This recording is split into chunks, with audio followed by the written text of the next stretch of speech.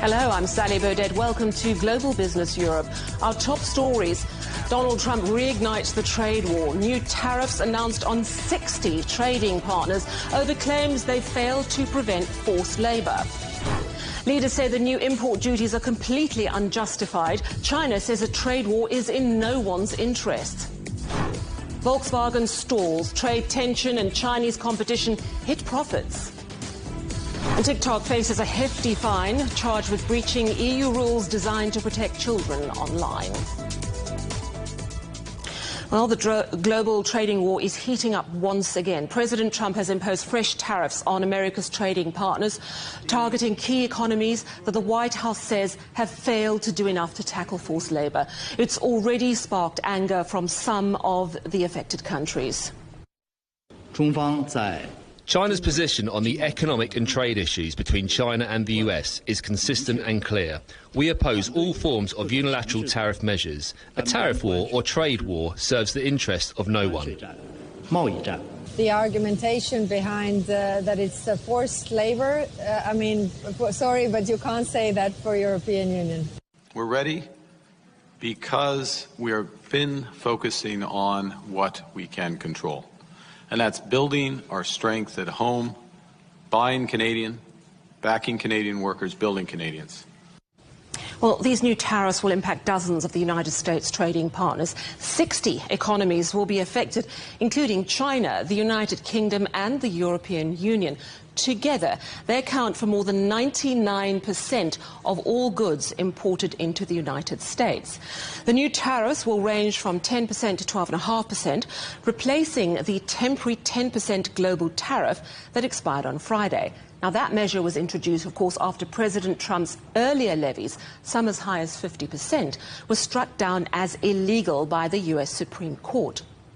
Not everything will be subject to the new tariffs. The latest announcement includes exemptions for products such as oil and gas, fertilizer and some food items. Our correspondent Jagruti Dave is in Washington joining us now.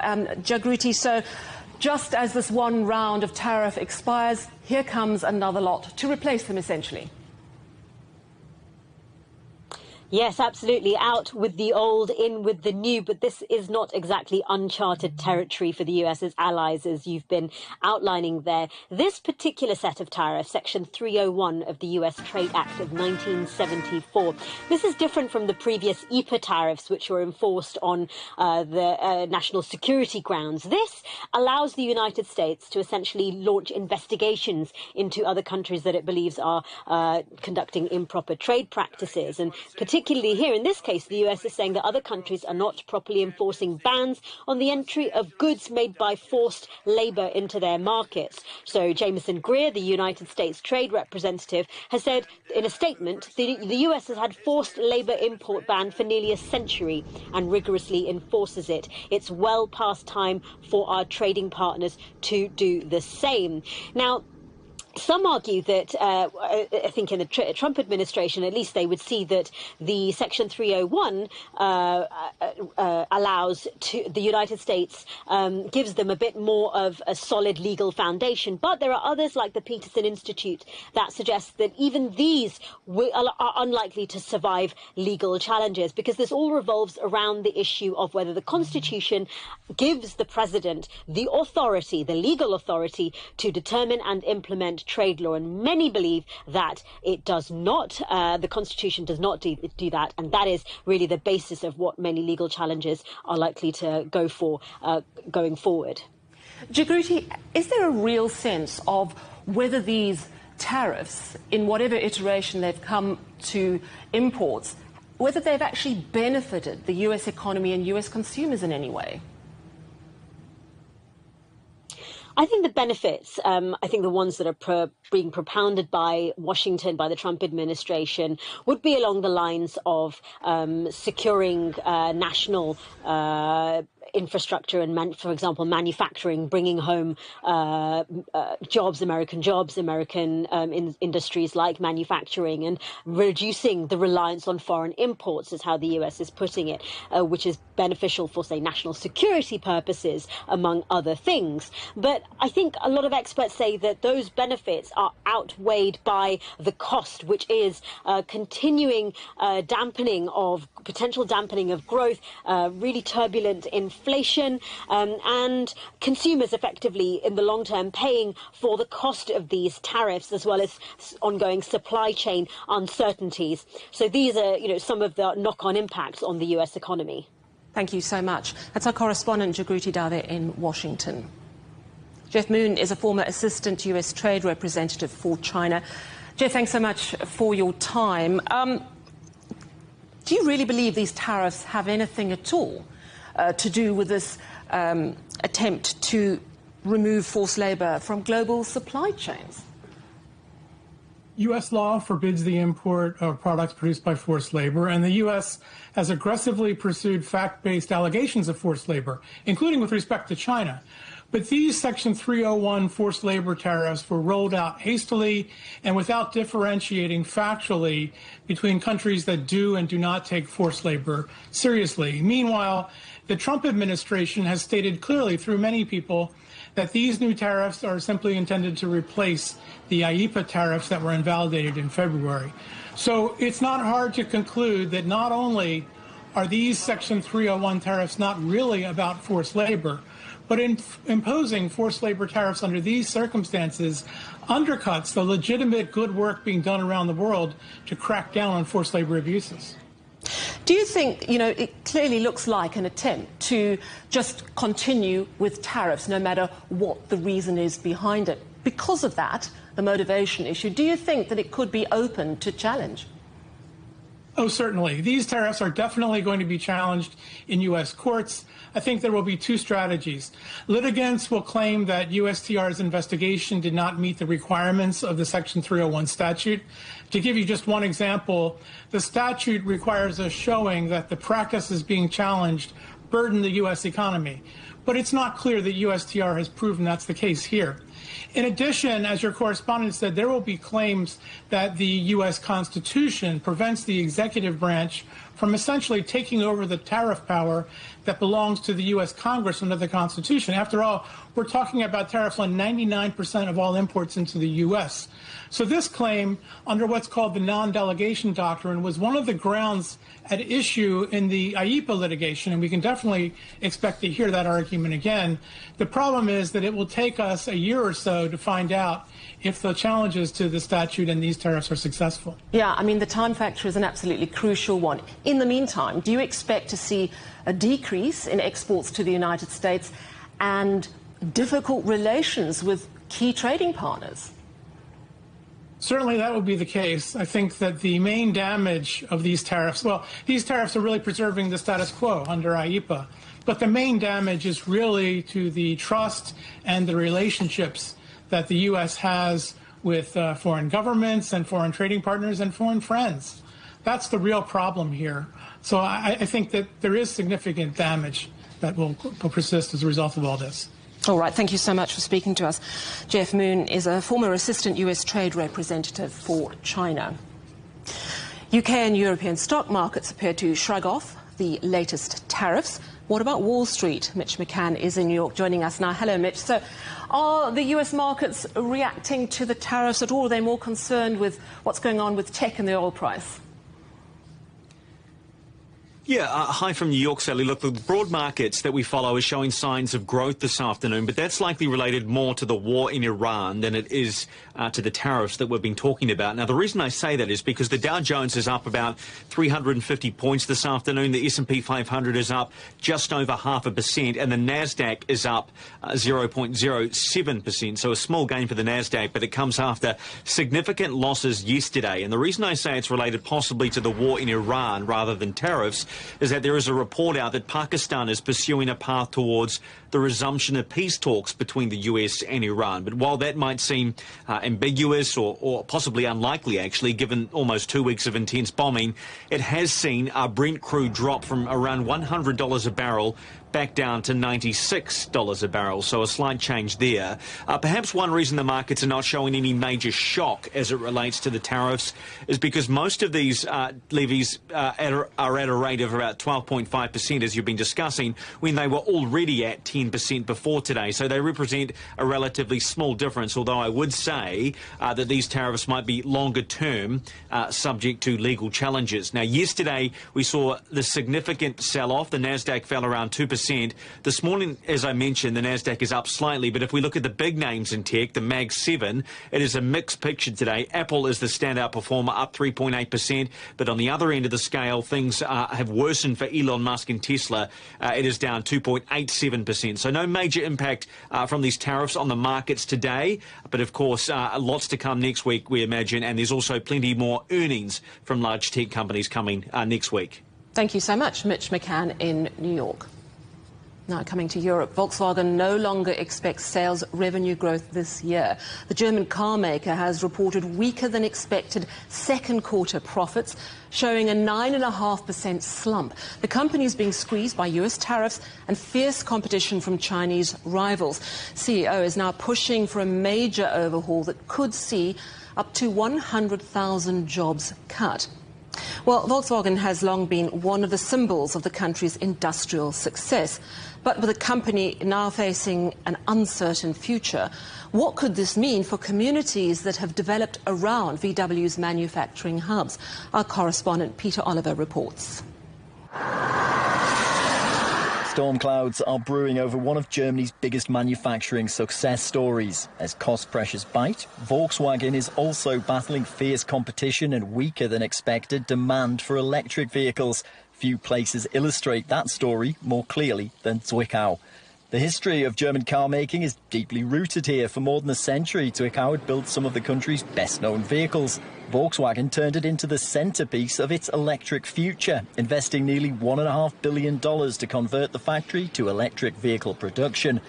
Today, the potential closure of that same factory sits at the heart of the company's restructuring plans. For decades, businesses here in Zwickau have depended on those Volkswagen workers who go through the factory gates every day. If one of Germany's biggest manufacturers is set for a drastic change of tack, the effects would be felt right across this city and region. Gabi runs Dolce Freddo, a cafe in town. Like many businesses here, much of her trade comes from factory workers, suppliers and the wider automotive industry. Volkswagen isn't just important because of Volkswagen. It's also all the supplier companies. They play a very, very important role. Business remains steady for now, she says, but uncertainty about Volkswagen's future is already changing the mood across the city. People are worried. Some have already accepted redundancy packages. Others simply don't know what the future holds. Car manufacturing has a long history in Zwickau. In 1904, automotive engineer August Hoch established car production in the city. Jump forward to 1990 and Volkswagen opened a new plant on the site to produce the brand's iconic Golf. 30 years later, VW announced the Zwickau plant will make only electric vehicles going forward as the last combustion engine car rolled off the assembly line. Ask people today in Zwickau what Volkswagen's problems mean and you'll get plenty of opinions. But there's one thing many agree on. The fortunes of the city remain closely tied to the fortunes of its biggest employer. The mistake was switching everything to electric.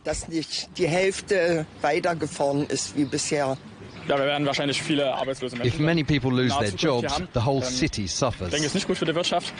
Many in Zwickau are still waiting to see what Volkswagen's restructuring will mean for them. For some, uncertainty has already become reality. Many people have already been let go, including me.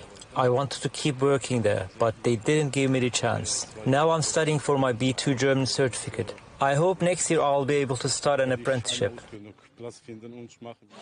Volkswagen say its restructuring is designed to secure the company's future. Here, many are still waiting to learn what that future looks like for them. Peter Oliver, CGTN, Zwickau, Germany. This is Global Business Europe, still ahead. Counting the cost of Europe's heat wave, from transport disruption to wildfire damage, the price of extreme weather is mounting.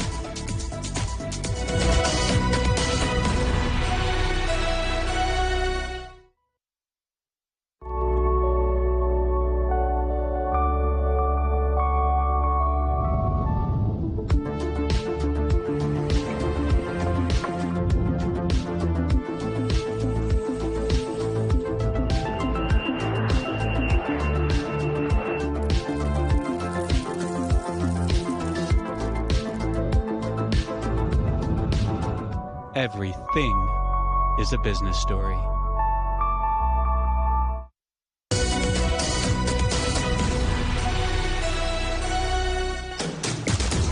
Welcome back to Global Business Europe with Sally Baudet. Your headlines. Donald Trump reignites the trade war, announcing new tariffs on 60 trading partners over claims they failed to prevent forced labour. Trade tensions and Chinese competition hit Volkswagen's profits, putting the brakes on expectations for sales growth this year. TikTok's been charged with breaching the EU's online content rules. The European Commission says the social media platform allows children to make their account public, enabling others to see the content, potentially exposing them to cyberbullying or contact from abusers. TikTok is now facing a hefty fine. Our correspondent Will Denzilo joins us now from Brussels. Hello, Will. Tell us a little bit more about what the EU is saying and whether TikTok has responded. Well, Sally, the message from the European Commission is clear based on this preliminary investigation that while TikTok does have guardrails to try and keep minors safe on this platform, they're insufficient to fully provide the safety that they need. We've heard from Henna Virkkunen, the European Commission tech chief. She says that security for children and the high level of protection should be a default and not an opt-in. Now, this really goes into some of the specifics that the European Commission alleged TikTok of failing to sufficiently address, namely issues such as minors using TikTok. While it might be a default for their accounts to be private, they do have the ability to make them public. Now, for the European Commission, for young minors, they say that is not acceptable. There are also concerns and allegations from the European Commission that people that might not even be privy to using TikTok might still be able to get access to content shared by minors. And they say this presents a slew of risks for young people, including cyberbullying and predatory behaviour. Now, we have heard from TikTok. They say that they have over 50 privacy presets. They say that unlike other social media channels, they have no direct messaging, but they say that they are willing to review and work constructively with the European Commission on these issues. Thank you so much, Will Denzilo in Brussels. Japan's core inflation accelerated in June but remained below central bank targets. Consumer prices rose 1.6% from a year earlier, in line with expectations. Analysts say businesses are not yet fully passing rising costs on to consumers but expect inflation to climb later this year. China has added 14 European defence and technology firms to its export control list in response to the EU's expansion of Russian sanctions. It's banning the export of dual-use goods, items that have both civilian and military use, to companies including German defence contractor Rheinmetall and Polish electronics firm Vigo Photonics. British firms reported their first growth in 3 months in July. According to preliminary data, the Purchasing Managers' Index was above the 50-point mark, the figure that separates expansion from contraction. The hospitality industry benefited from the Football World Cup and the hot weather. Now, wildfires, as we've been reporting, are spreading across large parts of southern Europe. Spain has declared its first ever fire-related national emergency. Firefighters are tackling out-of-control blazes near the cities of Madrid and Avila, which have forced nearly 20,000 people to flee. In France, at least 40,000 people are being evacuated from tourism hotspots. Well, these wildfires and the heat waves, they are taking a massive toll on economies across Europe as well. And our correspondent Catherine Drew is here to tell us all about it. Hi, Catherine. Thanks, Sally. Well, yes, according to new data, last month's record heatwave may have cost the UK more than $1.5 billion in lost economic output. Delayed trains and the closure of shops, offices and schools all taking a toll. Now, across Europe, the costs are even higher. Wildfires triggered by the extreme heat have caused an estimated $54 billion in direct destruction, with firefighting alone costing thousands of dollars per hectare in Spain. Now, the heat has also hit agriculture hard. Around 9 million tonnes of crops were lost, costing grain farmers $2.3 billion, while damage to agriculture more widely, including livestock and vineyards, is estimated at around $32 billion. And other costs are also mounting. Repairs to transport and energy infrastructure could reach $22 billion, holiday cancellations $12.5 billion, and lost productivity across Europe's biggest economies another $8.7 billion. Now, looking ahead, insurance company Allianz warns worsening heat waves could cut GDP in Europe's wealthiest economies by 5 to 7% by 2030, with France topping these estimates by some margins. As much as $638 billion could be wiped out by the end of the decade. Now let's bring in Stephen Miller, Deputy Director of Macroeconomic Modelling and Forecasting at the National Institute of Economic and Social Research. Stephen, thanks for your time. So let's take a look at those numbers. The UK estimating a $1.5 billion hit for 1 week in June. Where do we see those big losses coming in? Well, the first thing is there are a lot of people who don't make it into work because it is too hot for them. There are people who have bad health as a result of the heat. That's an economic loss. And then even for those people who are working, because it's so hot and they've had less sleep because it's so hot, they're not working as productively as they would be in normal circumstances. So we've also heard about losses for agriculture, not only in Europe, but also in the UK. Do you think we should be bracing as consumers for higher food prices? Well, we are going to see higher food prices as a result of the heat wave, but also because of the result of the closing of the Strait of Hormuz. The effect that has on fertilizer yet to be seen in food prices. So food prices are definitely going up. The question is by how much? I think it's not going to be dramatic, but we are going to notice it. Now, Stephen, what would you say to UK and European governments and businesses? What should they be prioritising now to try to reduce these costs in the future? Well, I think on the business side, it's all about the installation of air conditioning and making their office environments better places for their staff to work. From the point of view of the government, I think the key thing, particularly in the UK, is to upgrade transport infrastructure to be able to cope with the heat, and also better urban planning, so planting more trees, more park space. And I note there that Sadiq Khan came up with a plan for London around these sorts of lines about a month or so ago. Great. Stephen Miller, thank you so much for your time. Sally, back to you. Thank you so much, Catherine Drew. Now, Greece and China are opening a new trade link through the port of Piraeus. It'll boost business between Europe and Asia, particularly key shipping routes currently disrupted in the Middle East. Evangelos Ipsas reports.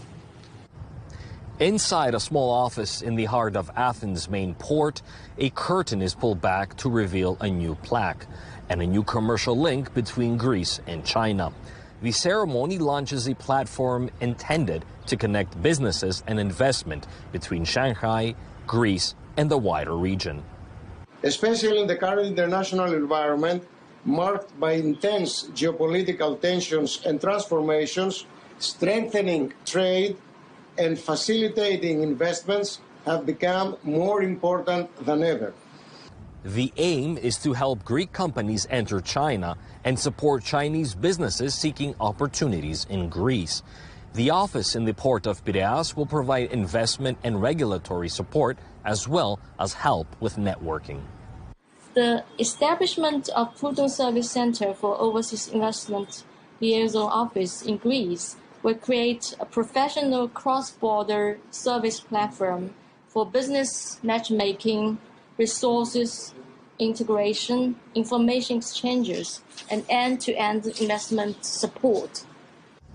The initiative may help companies navigate through borders and bureaucracy, but the trade that is underpinning this relationship still moves largely by sea, through routes where volatility is forcing shipping companies to reassess the risk, the journey, and the cost. The Houthis say they attacked 2 Saudi oil tankers in the Red Sea, extending the threat to shipping in the region. Meanwhile, traffic passing through the Strait of Hormuz remains at a virtual standstill as strikes in the waterway continue. Ship tracking data recorded only 3 crossings a day over the past 3 days, with the insecurity pushing up oil prices and transport costs. If you stop the flow of energy from the Arab world to the world, this means that everything will be more expensive, inflation will appear, and a general recession will come. The disruption is putting pressure on major trade and energy routes linking Asia, the Middle East, and Europe. But the opening of the office also signals that Greece and China are continuing to strengthen business and investment ties despite the uncertainty at sea. Evangelos Ipsas for CGTN from the port of Piraeus. Your headlines again. Donald Trump reignites the trade war, announcing new tariffs on 60 trading partners over claims they failed to prevent forced labour. Trade tensions and Chinese competition hit Volkswagen's profits as the carmaker abandons expectations for sales growth this year. And TikTok faces a hefty fine, charged with breaching EU rules designed to protect children online. And that's it for Global Business Europe. Thanks so much for watching. Up next on CGTN is Africa Live. From all of us here in London, goodbye.